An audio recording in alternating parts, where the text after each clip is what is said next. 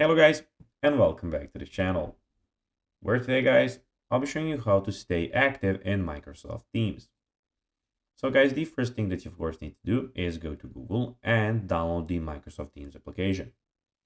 After that, you just need to go and log into your profile or register to Microsoft Teams, if you haven't already done that of course.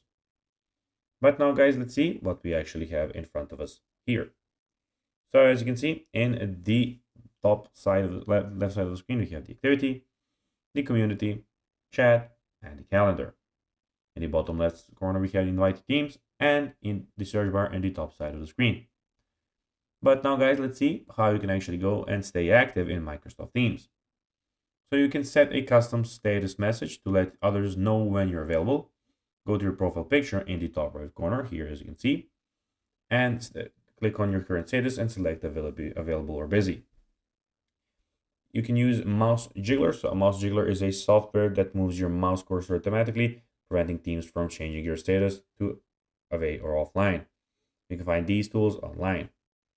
You can of course prevent your computer from going idle. So adjust your power settings to prevent your computer from going to sleep or turning off display. This will keep Teams from making you away. If you have the Teams mobile app, keep it open and active while away from the computer.